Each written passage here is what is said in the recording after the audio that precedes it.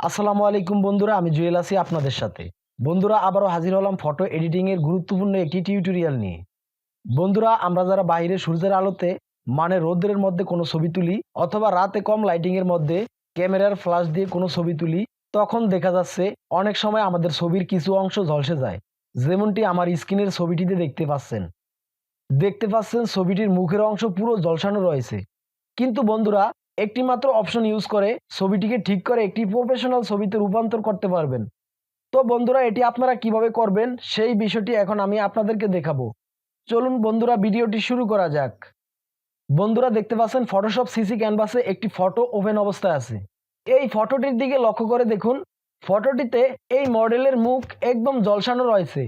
এখন আমরা যে টেকনিকটি ইউজ করব, এই টেকনিকটি ইউজ করে আপনারা যে কোনো ঝলসানো ছবির যে কোনো ঝলসানো অংশকে প্রফেশনাল মানের করতে পারবেন।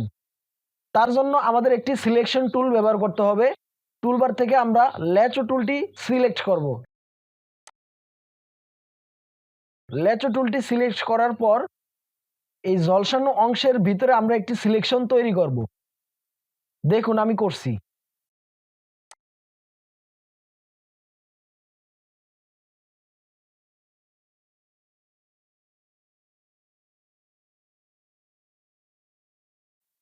এইভাবে সিলেকশন তৈরি করার পর আমরা সিলেকশনের ভিতরে মাউসের রাইট বাটন ক্লিক করব। এখান থেকে আমরা ফেদার ইউজ করব, তার জন্য ফেদারে ক্লিক করব। ফেদারে ক্লিক করার পর ফেদার রেডিয়াস আমরা 8 থেকে 10 এর মধ্যে রাখবো। এখানে 10 রেখে আমরা ওকেতে ক্লিক করব। তারপর আমরা ব্যাকগ্রাউন্ড লেয়ারটি সিলেক্ট থাকা অবস্থায় আমরা যাব create new fill or adjustment layer, এখানে আমরা একটি ক্লিক করব। ক্লিক করার পর আমরা যাব ব্রাইটনেস অ্যান্ড কন্ট্রাস্ট। এখান থেকে আমরা ব্রাইটনেস এবং কন্ট্রাস্টকে অ্যাডজাস্ট করে ঝলসানো অংশ রিমুভ করব। প্রথমে আমরা এখান থেকে ব্রাইটনেস কমিয়ে ফেলব। দেখুন আমি করছি। ব্রাইটনেস কমানোর সাথে সাথে ছবিটির ঝলসানো অংশ রিমুভ হয়ে গিয়েছে। এখান থেকে আমরা কন্ট্রাস্ট বাড়িয়ে দিব।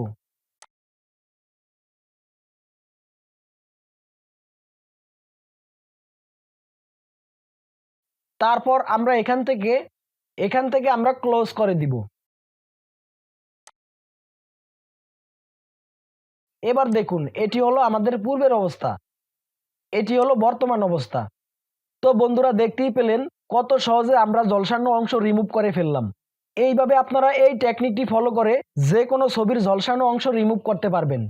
ভিডিওটি ভালো লাগলে অবশ্যই লাইকে ক্লিক করবেন এবং আমার চ্যানেলটি সাবস্ক্রাইব করবেন। ভিডিওটি দেখার জন্য ধন্যবাদ।